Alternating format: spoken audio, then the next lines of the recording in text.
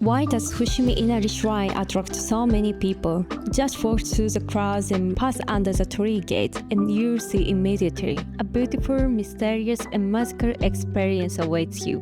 Something you can only find here. In this video, as a local living in Kyoto, I'll give you a comprehensive guide to Fushimi Inari Shrine. What kind of place is Fushimi Inari Shrine? These are about 80,000 shrines in Japan, and about 30,000 of them are Inari shrines, dedicated to the deity Inari. Fushimi Inari Shrine is the very top, the head shrine of these 30,000. It's the origin where the faith spread from. The official Japanese name uses taisha instead of just ginger because of this background. It signifies a shrine of very high rank. So, if one of your goals in Japan is to experience authentic shrines and temples, this is a must-visit spot. While the Senbon tree, the thousands of gates, have become famous on social media for their look, that is not the central value of this place. You might know that visiting Fushimi Inari Shrine involves a bit of a hike. This is because the entire mountain is considered the body of the deity. So, the real value is not just looking at the gate from the outside,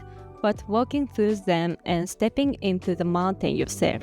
Because the god resides in the mountain, that is where you get that mysterious spiritual experience. What is the history? The history goes back a long way, to the 700s, about 1300 years ago. It was founded back then and worshipped by high-ranking people, gaining the highest status by the 900s. Actually, it burned down once in the 1400s, but it was rebuilt through donations from all over the country. The buildings we see today were built back then. Even though they were rebuilt, we are looking at beautiful structures that are over 500 old. That's pretty amazing.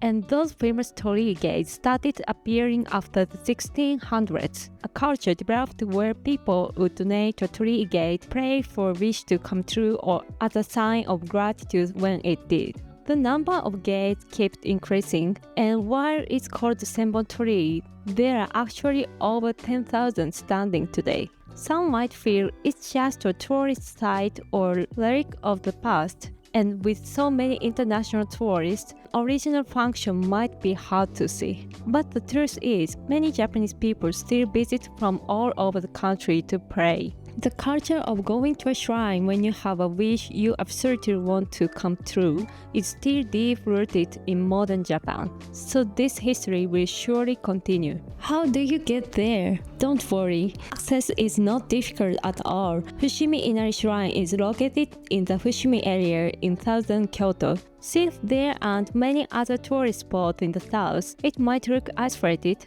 but Kyoto City is actually quite small. It's in a great location, only about 5 minutes by train from Kyoto Station. Hands down, the train is the best option. It's less stressful regarding crowds, gets you there fast, and the cost isn't much different from other options. If you are in an area with easy access to the Keihan line like Gion or Kawaramachi, take the Keihan train. Otherwise, head to Kyoto Station first and take the JR Nara line. By the way, Tofukushi Temple is very close, so I recommend going there after Fushimi Inari Shrine. You can walk there in about 15 minutes, but since your legs will probably be tired from the torii gates, hopping on the Keihan train for 2 stops about 120 yen is also a good idea. Better yet, from Tofukushi, you can take a single train straight to the Nara Park area. If you buy a reserved seat in advance, you can sit down for the ride, so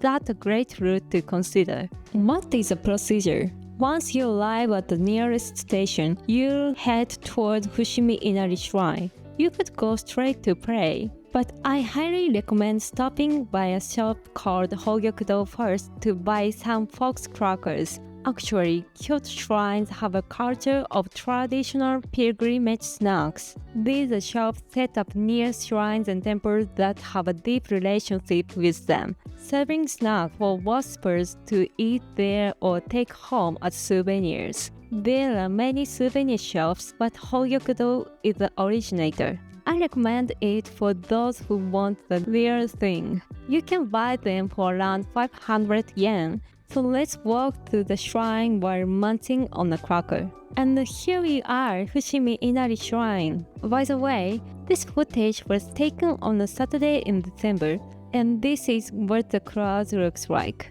From here on, it's basically the same as other shrines, so if you already know the basics, feel free to skip to next section. First, upon arrival, wash your hands at the entrance to purify your mind and body. In winter, it's cold, so having a towel is helpful. Then pass through the entrance gate. This Roman gate is one of the largest in Japan, so take a moment to look at it and appreciate the scale as you walk through. When you leave the main hall, put in your offering coins, bow twice, clap twice, make a wish, bow once. After you've made your wish, simply enjoy the Senbon Torii walk as much as you like, buy some charms or Goshuin stamp, and head home. Which route should you choose? Since the shrine grounds cover the entire mountain, there are several routes. You should choose based on your time and stamina. Here are introduced 3 most common routes. The difference is simple: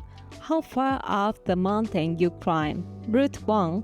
This route turns back at Okushaho Haisho, which is the first point you reach after walking through the torii gates. This is the most common course for tourists. It's easy on the body and time, so I recommend it if you have many other places you want to visit and just want a quick look.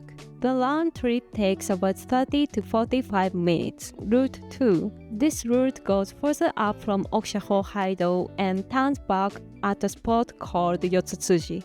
Yotsutsuji offers a great view overlooking Kyoto, and there are spots to rest and tea house. Personally, this is a route I recommend. First, since most people choose Route 1, you can avoid the crowds here. Even though you want to avoid crowds, if you choose the next option, Route 3, you will walk nearly double the distance. Your leg will be totally dead for the rest of the day. The round trip takes about 60 to 80 minutes. At the turnout point, Yotsutsuji, there is a restaurant called Nishimura Tei, and I recommend eating inari sushi. Inari sushi is common in Japanese sushi shops now, but it was originally an offering dedicated to the Inari deity right here at the Fushimi Inari Shrine. Eating inari sushi while feeling the mysterious power at the shrine is a unique experience, and it rests your body, so if you have time, please stop by.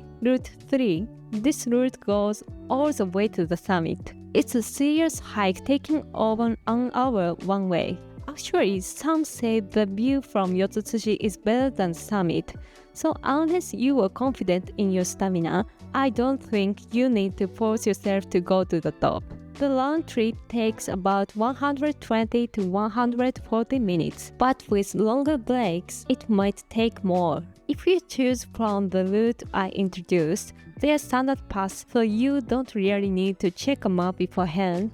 However, I'll paste the URL for the official map in the description just in case. For some reason, the English map is very simplified, so I'll also paste the Japanese version. I recommend comparing them. I've talked about Route 1 to 3, but there is also Route 0, looking at the torii gates from the entrance and going home. If you choose this, there is no mountain climbing, so it requires zero physical effort. However, the base of the mountain is crowded and it's not the best place for viewing scenery or taking photos. If your legs are okay, I recommend climbing a little bit. But if your itinerary is tight, it's good to know this option exists. Let's talk about the total time required. First, the hiking times I just mentioned are the base. On top of that, it depends on how much time you spend taking photos, lining up to pray,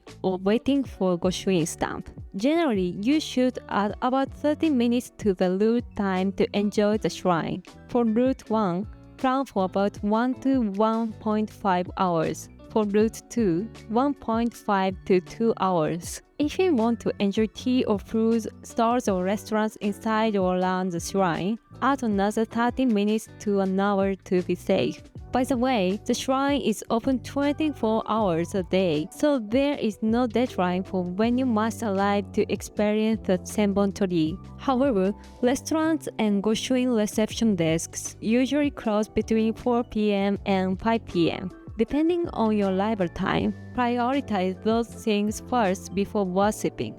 That's it for the time required at the shrine. As a side note, if you visit between March and December, I also recommend the Fushimi Shikokubune boat ride.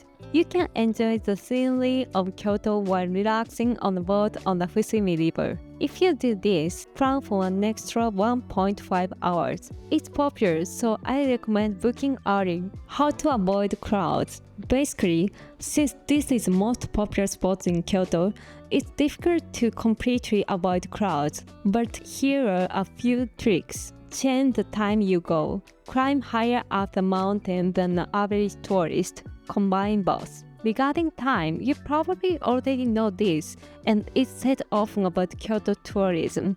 Go in the early morning or evening night. The key here is understanding early morning. Information that Fushimi Inari is crowded but empty in the morning has been circulating for years, so you might actually get caught in crowds even at 8 a.m. There are tours that start from the morning, so my recommendation is to arrive and start sightseeing by 7:30 a.m. If that is too tough for you, I recommend going after sunset. Immediately after sunset might have similar crowds to the morning, but if you can go after 8 p.m., you might experience the emptiest time of the day. The shop will be closed, but that's the same as early morning. It's dimly lit but illuminated enough to be safe, so you can enjoy it at night. In fact, it's magical and wonderful. Having an early dinner and going for a night walk there is a really great plan. Also, I mentioned in the route section, if you choose a route that climbs higher, the number of people will gradually decrease along the way. Going at an off-peak time and climbing up is the best way to avoid crowds. However, please be aware that wild boars may appear at night. It's a mountain, so it's natural that wild animals live there. I haven't heard of many accidents, but hearing their cries or seeing a heart might be a bit scary. The lighting is enough so you won't trip, but it's dim, so I don't recommend it for those who get scared easily. But honestly, since it will be empty at night, you can have a great experience without climbing that high, which solves these problems. Personally, Fushimi Inari at night is highly recommended. There are 3 types of Goshuin, a stamp given as proof of visiting a shrine or temple at Fushimi Inari Shrine. The most common and main Goshuin is available at the reception office next to the main hall where you pray. Generally, Goshuin can be handwritten in your book or given as a pre-written piece of Japanese paper washi. At the main hall, they will usually handwrite it if you ask, so it's better to bring your own Goshuin book.